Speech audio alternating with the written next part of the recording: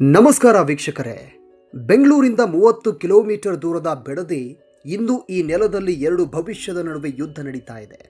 ಒಂದು ಕಡೆ ಸರ್ಕಾರ ಹೇಳೋದು ಇದು ಬೆಂಗಳೂರಿನ ಮುಂದಿನ AI ಸಿಟಿ ಅಂತ, ಮತ್ತೊಂದು ಕಡೆ ರೈತರು ಹೇಳ್ತಾ ಇದ್ದಾರೆ ಇದು ನಮ್ಮ ಜೀವನ ಕಸಿಯುವ ಯೋಜನೆ ಅಂತ. ಹಾಲಿ ಸಿಎಂ ಮತ್ತು ಮಾಜಿ ಸಿಎಂ ನಡುವೆ ವಾಕ್ಸಮರ ನಡೀತಾ ಇದೆ. 470 ದಿನಗಳ ನಿರಂತರ ಹೋರಾಟ. ಇಂದು ಈ ಬಿಡದಿ ವಿವಾದ ಹಿನ್ನೆಲೆ ಏನು, ರೈತರು ಯಾಕೆ ವಿರೋಧವನ್ನ ಮಾಡ್ತಿದ್ದಾರೆ ಅಂತ ಎಕ್ಸ್ಪ್ಲೇನ್ ಮಾಡ್ತಾ ಹೋಗ್ತೀನಿ. ಬಿಡದಿ ಟೌನ್ಶಿಪ್ ಕಥೆ ಶುರುವಾಗುವುದು 2006ರಲ್ಲಿ. ಅಂದಿನ CM HD Kumaraswamy Bengaluru Mysuru infrastructure corridor ಜೊತೆಗೆ ಬಿಡದಿಯಲ್ಲಿ ಸ್ಯಾಟಲೈಟ್ ಟೌನ್ಶಿಪ್ ಮಾಡುವ ಯೋಜನೆಯನ್ನ ಮಾಡಿದ್ರು. ಆದರೆ ಆಗಲೇ ರೈತರ ತೀವ್ರ ವಿರೋಧದಿಂದ ಈ ಯೋಜನೆಯನ್ನ ಕೈಬಿಟ್ರು. 2019ರಲ್ಲಿ ಮತ್ತೆ ಚರ್ಚೆ ಶುರುವಾಯಿತು. 2023ರಲ್ಲಿ ಕಾಂಗ್ರೆಸ್ ಸರ್ಕಾರ ಅಧಿಕಾರಕ್ಕೆ ಬಂದ ಮೇಲೆ DK ಶಿವಕುಮಾರ್ ಇದನ್ನ ಮತ್ತೆ ಕೈಗೆತ್ತಿಕೊಂಡ್ರು. ಇದನ್ನ ಗ್ರೇಟರ್ ಬೆಂಗಳೂರು ಇಂಟಿಗ್ರೇಟೆಡ್ ಟೌನ್ಶಿಪ್ ಅಂತ ರೀಬ್ರ್ಯಾಂಡ್ ಮಾಡಿ AI ಸಿಟಿ ಅಂತ ಹೆಸರಿಟ್ರು. ಒಟ್ಟು 7418 ಎಕರೆ ಸ್ವಾಧೀನ. ಮೊದಲ ಹಂತದಲ್ಲಿ 499.34 ಎಕರೆ, 25 ಹಳ್ಳಿಗಳು ಇದರಿಂದ ಬಾಧಿತ ಆಗ್ತವೆ. ಎಕರೆಗೆ ಕನಿಷ್ಠ 2.07 ಕೋಟಿ ರೂಪಾಯಿ ಸರ್ಕಾರ ಪರಿಹಾರವನ್ನು ಕೊಡುವುದಕ್ಕೆ ನಿರ್ಧಾರವನ್ನು ಮಾಡಿದೆ. ಜೂನ್ 2026 ಅಂತ್ಯದ ಒಳಗೆ ಎಲ್ಲ ನೋಟಿಫಿಕೇಶನ್ ಮುಗಿಸುವ ಟಾರ್ಗೆಟ್ ಅನ್ನ ಸರ್ಕಾರ ಹೊಂದಿದೆ. ಈಗ ಪ್ರಶ್ನೆ ಇರೋದು, 2006ರಲ್ಲಿ ಕೈಬಿಟ್ಟಂತ ಯೋಜನೆ ಈಗ ಯಾಕೆ ವಿರೋಧ ಜಾಸ್ತಿ ಆಯಿತು ಅನ್ನೋದು. ರೈತರು ಹೇಳುವಂತ ಪ್ರಕಾರ ಈ ಯೋಜನೆಗೆ ವಿರೋಧ ಮಾಡೋಕೆ 5 ಕಾರಣ ಇದೆ. ಕಾರಣ 1, ಫಲವತ್ತಾದ ಭೂಮಿ ಕಸಿಯೋದು. ಇದು ಬರ ಭೂಮಿ ಅಲ್ಲ, ಇಲ್ಲಿ ರಾಗಿ, ತರಕಾರಿ, ತೆಂಗು ಬೆಳಿತೇವೆ. ವರ್ಷಕ್ಕೆ 2ರಿಂದ 3 ಬೆಳೆ ಬರುತ್ತೆ. ಈ ಭೂಮಿ ಹೋದ್ರೆ ನಾವು ನಿರಾಶ್ರಿತರಾಗ್ತೇವೆ ಅಂತ ರೈತರು ಆಕ್ರೋಶವನ್ನು ವ್ಯಕ್ತಪಡಿಸಿದ್ದಾರೆ. ಕಾರಣ 2, ಪಬ್ಲಿಕ್ ಹಿಯರಿಂಗ್ ಆಗಿಲ್ಲ.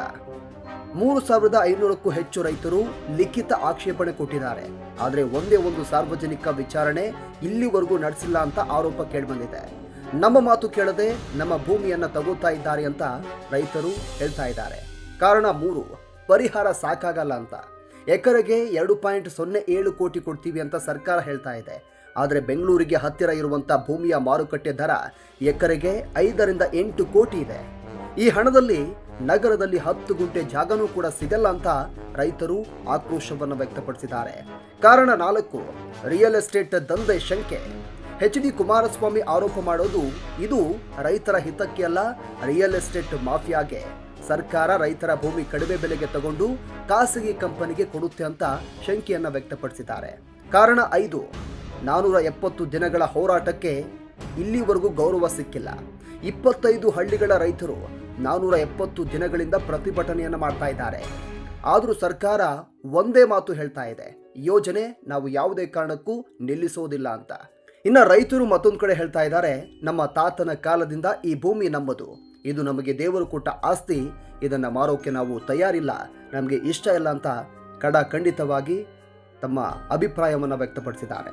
ಮತ್ತೊಂದು ಕಡೆ ಈ ವಿವಾದ ರಾಜಕೀಯ ಬಣ್ಣವನ್ನು ತೆಗೆದುಕೊಂಡಿದ್ದು ಯಾವ ರೀತಿಯಾಗಿ ನೋಡಿ. ಯಾವಾಗ HD ಕುಮಾರಸ್ವಾಮಿ ಅವರು ಇದಕ್ಕೆ ವಿರೋಧವನ್ನು ವ್ಯಕ್ತಪಡಿಸಿದ್ರು, 2006ರಲ್ಲಿ ರೈತರ ವಿರೋಧಕ್ಕೆ ಈ ಯೋಜನೆಯನ್ನ HD ಕುಮಾರಸ್ವಾಮಿ ಅವರು ಕೈಬಿಡ್ತಾರೆ. ಈಗ ಇದೇ ಯೋಜನೆಗೆ ರೈತರ ಭೂಮಿ ಕಬಳಿಸುವುದು ಸರಿಯಲ್ಲ, ಇದು ರಿಯಲ್ ಎಸ್ಟೇಟ್ ಲಾಬಿ ಅಂತ HD ಕುಮಾರಸ್ವಾಮಿ ವಾದವನ್ನು ಮಾಡ್ತಾ ಇದ್ದಾರೆ. ಇನ್ನು DK ಶಿವಕುಮಾರ್ ಅವರು ಕೂಡ ಇದು HDK ಅವರ ಕನಸಿನ ಯೋಜನೆ, ಪ್ರಧಾನಿ ಮೋದಿ ಕೂಡ ಇದನ್ನ ಮೆಚ್ಚಿದಂತ ಯೋಜನೆ ಇದು. ಈಗ ರಾಜಕೀಯ ಮಾಡೋಕೆ ವಿರೋಧ ಮಾಡ್ತಾ ಇದ್ದಾರೆ. ಬೆಂಗಳೂರಿನ ಬೆಳವಣಿಗೆಗೆ ಇದು ಬೇಕು ಅಂತ DKಶಿ ಅವರು ಹೇಳ್ತಾ ಇದ್ದಾರೆ.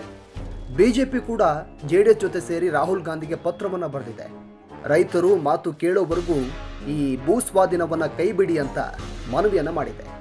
ಹೀಗೆ ಬಿಡದಿ ವಿವಾದ Congress versus JDS versus BJP ನಡುವೆ ಯುದ್ಧವಾಗಿ ಬದಲಾಗ್ತಾ ಇದೆ. ಇನ್ನು ಸರ್ಕಾರದ ವಾದ ಏನು ಅಂತ ನೋಡಿದ್ರೆ, ಬೆಂಗಳೂರಿನ ಜನಸಂಖ್ಯೆ 1.4 ಕೋಟಿ ದಾಟಿದೆ, ಬೇರೆ ಸ್ಯಾಟಲೈಟ್ ಸಿಟಿ ಬೇಕು.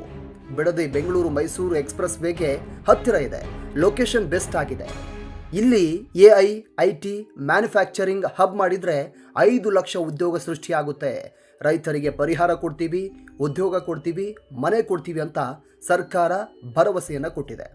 ಸರ್ಕಾರ ಜೂನ್ ಅಂತ್ಯದ ಒಳಗೆ ಉಳಿದ 6,900 ಎಕರೆಗೆ ನೋಟಿಫಿಕೇಶನ್ ಹೊರಡಿಸೋಕೆ ರೆಡಿ ಕೂಡ ಆಗಿದೆ. ಹೈಕೋರ್ಟ್ನಲ್ಲಿ ಕೇಸ್ ಕೂಡ ಇನ್ನೂ ಕೂಡ ನಡೀತಾ ಇದೆ.